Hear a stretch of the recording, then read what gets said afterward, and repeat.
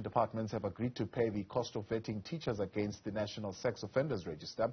It comes after teachers objected to paying the fees themselves. Let's discuss this further now. We're joined by National Professional Organization of South Africa Executive Director, Basil Manuel. Basil, before we get into that conversation, these are students that are coming off your hands, and you are seeing them now battling to get into institutions of higher learning because of financial exclusion and accommodation challenges. What goes to your mind as a teacher when you see this happening? Well, good evening, and thanks for having me. First of all, quite honestly, it's tiring that every year we're on the treadmill with the same issues. Surely the universities as a collective must have a better system to deal with this. We can't have the same fights year after year. And of course, we've got to look at children who come from those really, really impoverished homes, which under the best circumstances can never even afford the basics. So there must be a plan. And the current plan is not the one that's working. And it can't be a forced plan all the time. Let's get to better systems again in this question of vetting. As far as you understand, all education departments aligned when it comes to this issue of vetting of teachers? Well, look, we don't have a choice. Remember, the law changed, and the National Registration for Sex Offenders has been there since 2008. And the inclusion of people already in the system simply just was a formality. And all the teacher unions have embraced that. All the provincial departments have embraced that. It is just that we had a slight misunderstanding. And the misunderstanding was about who pays this price for having the fingerprinting done and, of course, having the checking done by the police, because it comes at a cost. Now, to our mind, these are serving educators, and no law is retrospective. They can't be expected to pay as though they were incoming. It's now a condition of employment. No, the condition changed whilst they were employed, and so it must be borne by the employer. And, of course, I'm glad that we've wrapped our heads around this. We, as Naptosa, together with our other unions in the combined teacher unions in the LRC, wrote a letter. We asked the DG to give clarity, because remember, this is not a collective agreement. It is simply the implementation of the law. And we've said we've had complaints. We had complaints from the Free State, we had complaints from KZN, and of course the Western Cape had dealt with it differently. And then in Gauteng, of course, there was just a silence after their circular was withdrawn. And those complaints were exactly around the fact that people were saying, this is being sprung on us, we have to pay. And even the frequency of the checking hasn't been clarified. We asked for the clarity.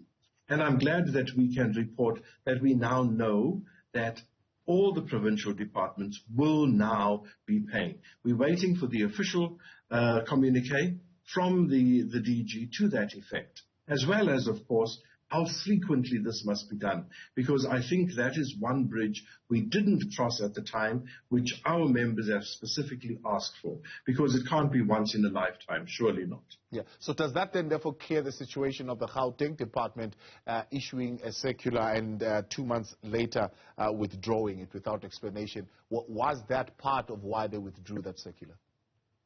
Thabo, I have no idea why it was withdrawn. And we can only but speculate. But certainly, I'm sure that this will now clear the air there too, because all the provinces will now be acting in unison. We want to see that vetting happens. Thabo, let me underscore this. We don't want miscreants in the system. And if there are any miscreants lurking in the system, let's get rid of them. And if this is one of the ways to do so, let's do that. So I don't want to create the impression that we're unhappy with the vetting. No. The process, now that it has been clarified, surely must now start, because it's a long process. They are just short of 450,000 teachers. Then there are also education workers that also have to be vetted, because you can't vet teachers only and not the workers. So it's a big task. And our police are stretched to the dizzy limits. And, of course, we know that the wheels turn very slowly in that department in particular. So is the expectation then, therefore, that by accepting the vetting, we are, of course, now ensuring that the schools are safe places for learners and teachers. Is that going to be an automatic result? Well, you know, we're working with human beings. It can't absolutely be perfectly done. What we are expecting is that they would be safer. And, of course, hoping that if there are people that should be removed, that they have been removed. However, we know how things slip through the cracks, and we hope to start sealing those cracks when we've done the first step. This is a major step in trying to make schools safer. When once everybody has been vetted, I think many parents would rest just a little easier.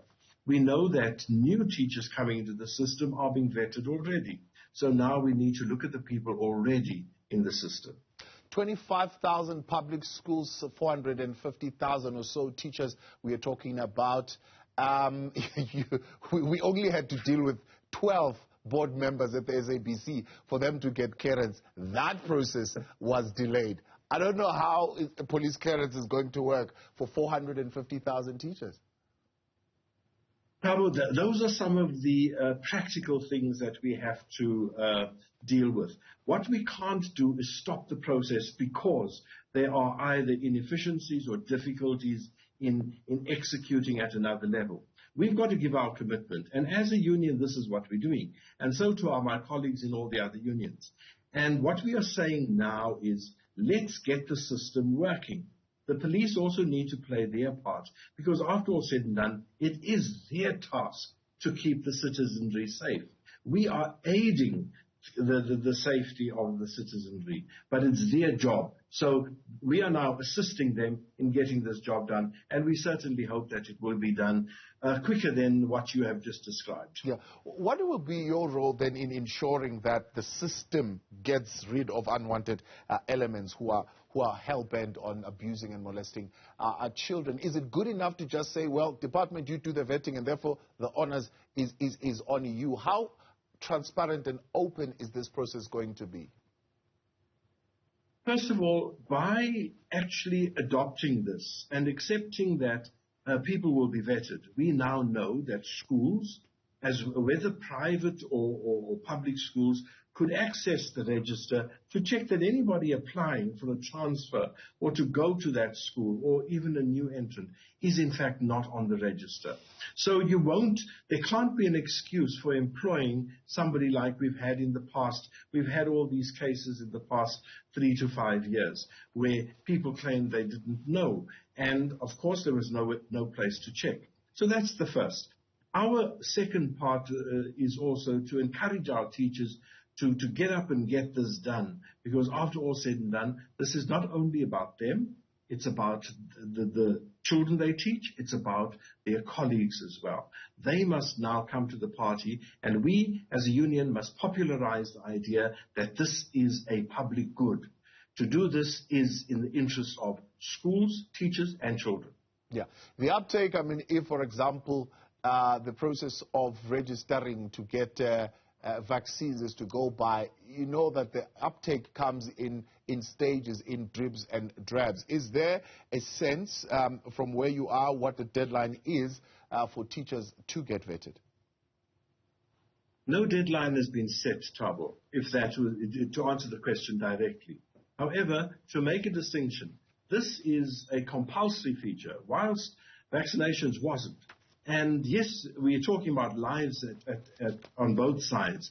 But now this time, if there is a date set and you have not been vetted, then of course the whole issue of your continued employment comes into question.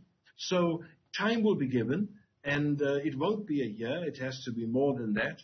And once the deadline has been set, people must have complied by that deadline. It's as simple as that.